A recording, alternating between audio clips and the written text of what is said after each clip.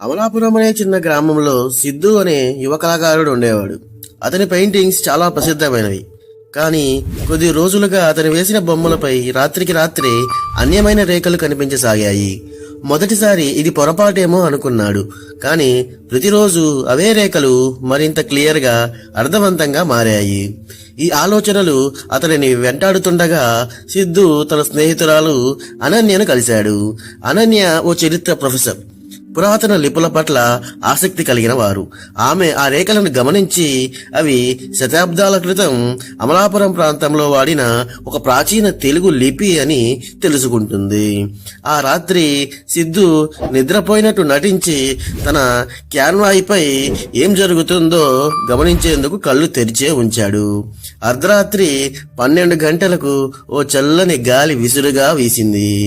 అకస్మాత్తుగా సిద్ధు చేయి తనంతట తాను కదిలిపోతూ బొమ్మ వేయడం ప్రారంభించింది. అతని మనసులో భయమైనా అతని చేతులు మాత్రం ఆగడం లేదు.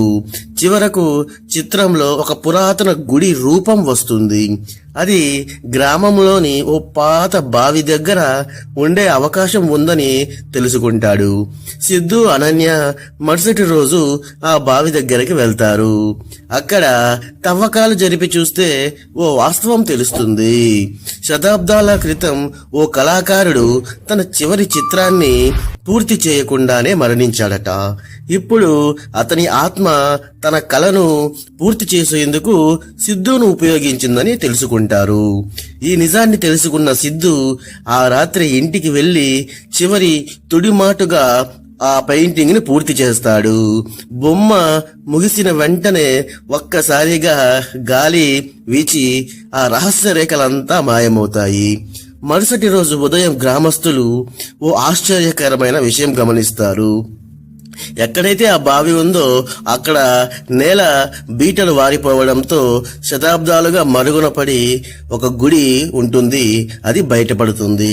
సిద్ధు, అనన్య ఆ గుడిని చూస్తూ నిశ్శబ్దంగా నిలబడిపోతారు.